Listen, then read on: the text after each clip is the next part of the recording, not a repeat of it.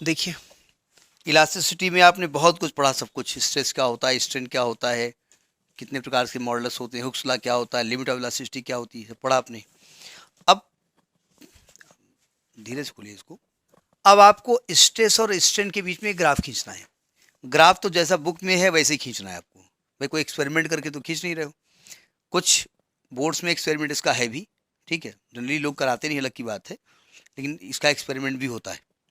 देखिए, हम जानते हैं जब किसी बॉडी को इलास्टिक वायर लीजिए, आप ध्यान समझिएगा, वायर की कुछ लंबाई होगी, आप उसमें 1 किलो का वेट लगाइए तो थोड़ी लंबाई बढ़ेगी, और जैसे उस वेट को हटा लीजिए, बॉडी अपनी इनिशियल लंबाई में आ जाएगी। क्यों आ गई भाई? अंदर से एक रीस्टोरिंग फोर्स एक्ट करने लगा उसमें, बिकॉज ऑफ इलास्टिसिटी। और उसी restoring force per unit area को हम क्या कहते हैं? स्ट्रेस कहते हैं। आप 2 किलो का लटकाइए, फिर छोड़ दीजिए, फिर आ जाएगी, 3 किलो लटकाइए, तो इस प्रकार से स्ट्रेस बढ़ाते जाओगे। आप तो लोड बढ़ा रहे हो, इसको कहते हैं डिफॉर्मिंग फोर्स, लेकिन अंदर से जो फोर्स लग रहा है इलास्टिसिटी की वजह से, वही स्ट्रेस है ना। तो स्ट्रेस और स्ट्रेन के बीच हमने ग्राफ खींचा, तो हमने देखा, देखिए बहुत ध्यान से इस ग्राफ को ही समझाना है, और ग्राफ बुक में लिखा है पूरा। ये हमने लिया, इधर नीचे लिया स्ट्रेस, इधर लिया स्ट्रेस, इधर लिया हमने स्ट्रेस, इधर लिया हमने स्ट्रेन। पहले हमने देखा कि जब हम फोर्स बढ़ाते जा रहे थे, स्ट्रेन की वैल्यू बढ़ती जा रही है, एक के बढ़ने पर दूसरा बढ़ता जाए तो ग्राफ कैसा मिलता है? एक स्ट्रेट लाइन। तो हमने देखा कि स्ट्रेट लाइन हमको मिलती है, ऐसे ही एक स्ट्रेट लाइन मिलती है। अरे कुछ ज़्यादा टेढ़ी बन रही है, और राइटिंग गंदी इसलिए स्ट्रेट लाइन भी तो नहीं बनती हमसे। ये हमको एक स्ट्रेट लाइन मिलती है। ये स्ट्रेट लाइन क्या शो करती है? कि स्ट्रेस के बढ़ने पर स्ट्रेन बढ़ता है। हम पहुंच गए इस पॉइंट तक, ठीक। कर क्या रहे थे हम?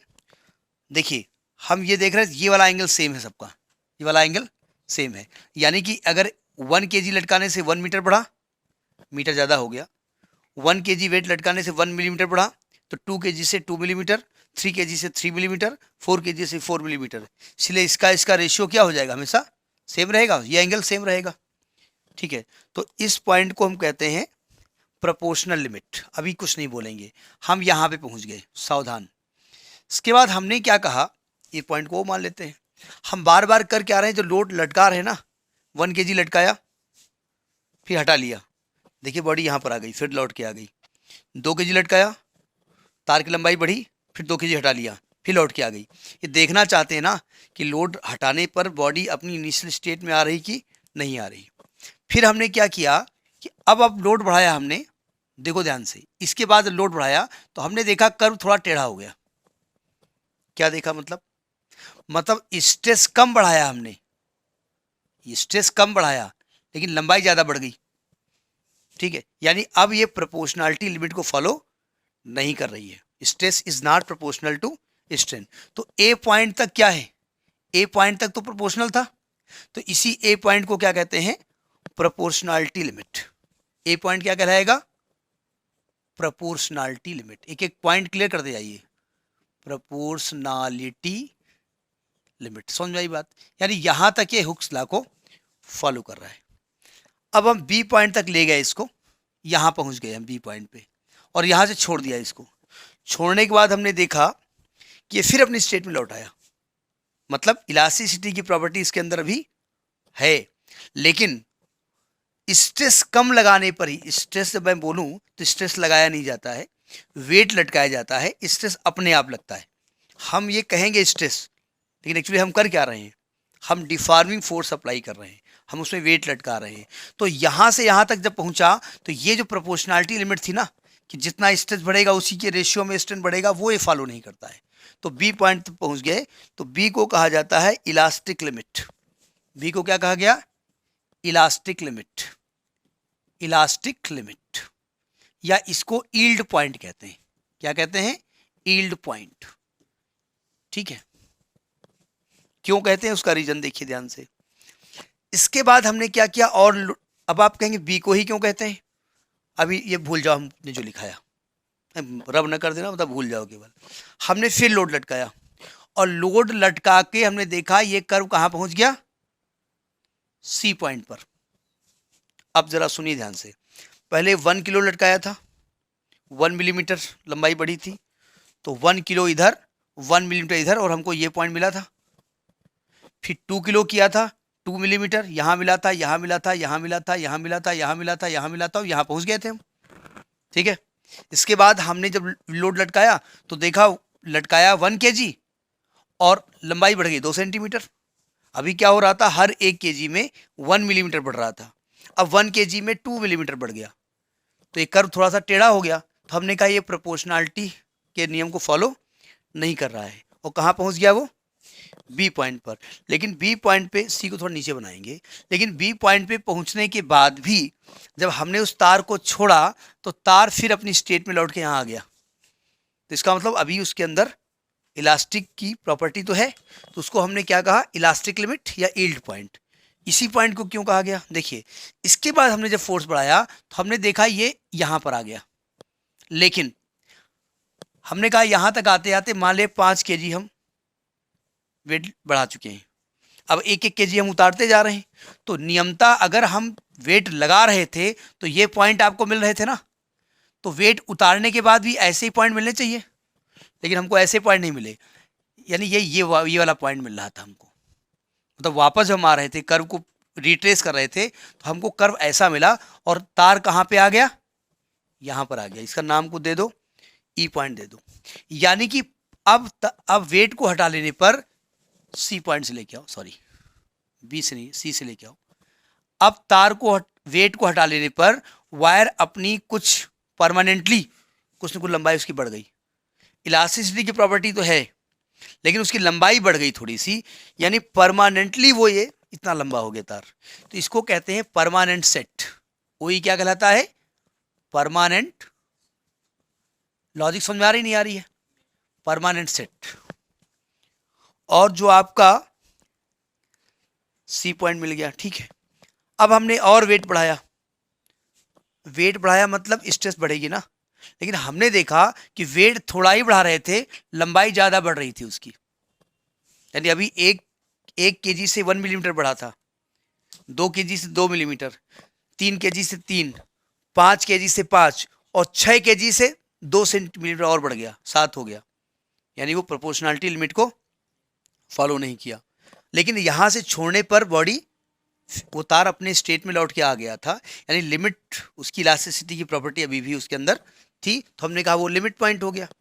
फिर हमने 1 केजी बढ़ाया, देखा 5 सेंटीमीटर बढ़ गया, यानी प्रोपोर्शनैलिटी लिमिट की तो ऐसी की तैसी हो गई। लेकिन जब हमने तार को, वेट को हटाना शुरू किया तो हमें समझ रहे थे कि वो वापस लौट के अपनी स्टेट में आ जाएगा, लेकिन तार थोड़ा सा परमानेंटली लंबा हो गया। ठीक है, ऐसे मोजे होते हैं ना, पहनते जाओ पहनते जाओ पहनते जाओ, तो फिर एक समय क्या होता है, वो परमानेंटली बड़ा हो जाता है। तो हम लोग चूंकि इंडियंस हैं, हम लोग ऐसा फिक्स करते क्या है, उसके अंदर एक और रबड़ बैंड चढ़ा लेते हैं। नहीं करते ऐसा, नहीं करते, हम तो कर लेते हैं। जब और फट जाए तो कोई दिक्कत नहीं, जूते के अंदर तो है। जब कभी ऐसा लगता है कि भाई कहीं फंक्शन में जा रहे हैं, कहीं ऐसी जगह जहाँ जूते उतार के मोजे पहन के बैठना पड़ेगा, और मोजे तो फटे हैं 70%, तब मोजे बदलना मजबूरी हो जाती है। तो यानी परमानेंटली वो बढ़ गया, जिसको कहते हैं परमानेंटली सेट। ठीक है, अब हमने क्या किया, अब हमने वायर में और वेट बढ़ाया, तो वेट 1 किलो बढ़ाया, देखा लंबाई 10 सेंटीमीटर बढ़ गई। ठीक है, यानी यहाँ उसकी इलास्टिसिटी की प्रॉपर्टी क्या हो गई, बढ़ जाएगी, इलास्टिसिटी प्रॉपर्टी बढ़ जाएगी, कम हो जाएगी। तो इसको कहेंगे प्लास्टिक बिहेवियर। इसको क्या कहा जाता है, प्लास्टिक बिहेवियर। बॉडी क्या कर रही है आपकी, प्लास्टिक बिहेवियर शो कर रही है, बिहेवियर शो कर रही है। ठीक है, अब जरा समझिएगा, इस पॉइंट तक हम आ गए, इस पॉइंट तक हम आ गए, ई पॉइंट तक, ई तो यहाँ माना है, डी पॉइंट तक हम आ गए। अब जरा इसके बाद देखिए क्या प्रॉब्लम होती है। इसके बाद क्या होता है, सावधान, तार पतला होना शुरू हो गया। अब पतला हो करके टूटने लगा वो। आपने क्या किया, 10 किलोग्राम का वेट लटका दिया था, और तार 10 किलो में क्या हो रहा था, पतला हो रहा था, तो आपने 1-1 किलो बढ़ा दिया, हटा दिया। आपने 1 किलो हटाया, कितना बचा, अभी वो बढ़ रहा है 8, अभी बढ़ रहा है, यानी अब वो 8 किलो को भी वेट सहन नहीं कर पा रहा है, और एक ऐसी स्टेट आ गई यहाँ पर कि वो ब्रेक हो जाएगा। इसको एफ मान लीजिए, ई मान चुके बाबा, ये मान रहे हैं, ये ब्रेक हो जाएगा। इसको ब्रेकिंग स्ट्रेस कहते हैं। क्या कहते हैं, ब्रेकिंग स्ट्रेस कहते हैं। समझ में आ रही बात, नहीं आ रही है? तो ग्राफ पक्का समझ में आ गया आपको? तो इस ग्राफ को बनाइए, इसको फ्रैक्चर पॉइंट भी कहा गया है। इस पॉइंट को फ्रैक्चर पॉइंट कहा गया है, यानी तार का फ्रैक्चर हो गया है, फ्रैक्चर पॉइंट कहते हैं इसको। ठीक है, ग्राफ किताब से बनाइएगा, हमने इसे बनाया बढ़िया है, लेकिन किताब के हिसाब से थोड़ा घटिया भी लग सकता है, इसको बना लीजिएगा।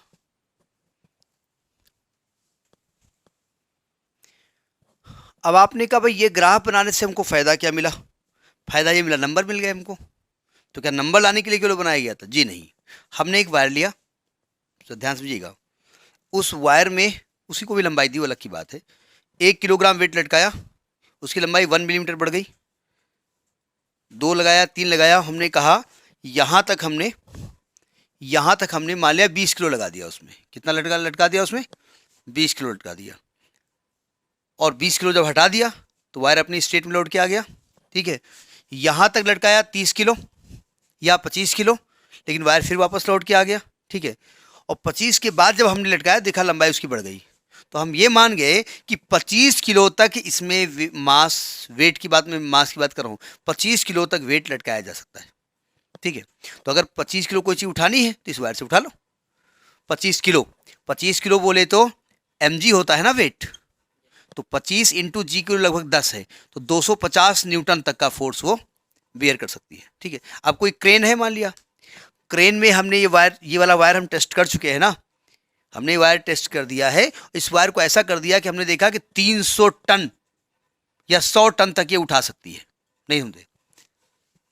तो 100 टन तक का अगर वेट कहीं उठाना है, 100 किलो नहीं, 100 टन का वेट जहाँ तक उठाना है, हम इस वाले को क्रेन में लगा देंगे। अगर इससे पतला लगाएंगे तो ये टूट जाएगा।